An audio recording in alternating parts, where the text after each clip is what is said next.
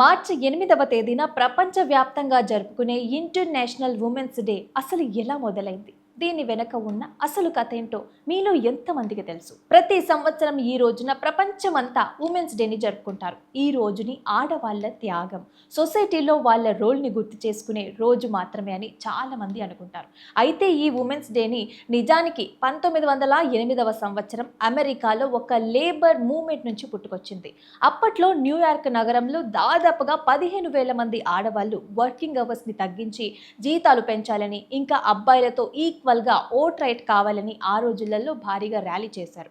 ఈ ఉద్యమాన్ని దృష్టిలో పెట్టుకుని అమెరికాలోని సోషలిస్ట్ పార్టీ 1909వ సంవత్సరంలో నేషనల్ ఉమెన్స్ డేగా ప్రకటించింది. తర్వాత ఇంటర్నేషనల్గా ఈ రోజుని సెలబ్రేట్ చేయాలని జర్మనీకి చెందిన కమ్యూనిస్టు ఉద్యమకారిణి క్లారా జెట్కిన్ 1910లో డెన్మార్క్ దేశంలోని కోపెన్ హేగన్ నగరంలో జరిగిన ఒక international conference of working women సమావేశంలో ఆమె ఈ ప్రపోజల్ని ముందుకు తీసుకొచ్చారు.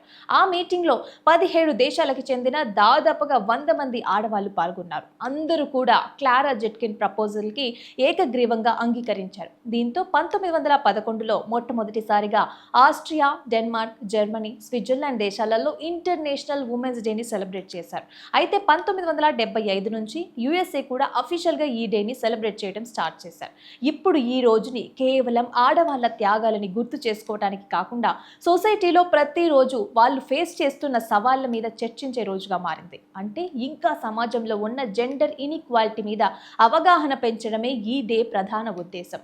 ప్రపంచంలోని కొన్ని దేశాలలో ఉమెన్స్ డేని చాలా స్పెషల్గా చేసుకుంటారు. చైనాలో ఈ రోజున ఆడవాళ్ళకి హాఫ్ డే లీవ్ ఇస్తారు. ఇటలీలో మహిళలకి మిమోసా అనే పువ్వులనిచ్చి సెలబ్రేట్ చేస్తారు. అమెరికాలో అయితే మార్చి నెల మొత్తం ఉమెన్స్ హిస్టారికల్ మంత్గా ప్రకటించారు. అంటే ఒక్క మాటలో చెప్పాలంటే ఉమెన్స్ డే ఒక సెలబ్రేషన్ మాత్రమే కాదు, ఉమెన్ రైట్స్, ఈక్వాలిటీ మరియు వాళ్ళ మీద సొసైటీ చూపించాల్సిన గౌరవాన్ని గురించి గుర్తు చేసే ఒక ముఖ్యమైన రోజే ఇది. ఇలాంటి అవేర్నెస్ వీడియోస్ కోసం, ఇంపార్టెంట్ న్యూస్ అప్డేట్స్ కోసం పర్ఫెక్ట్ ప్రైమ్ న్యూస్ని ఫాలో చేయండి.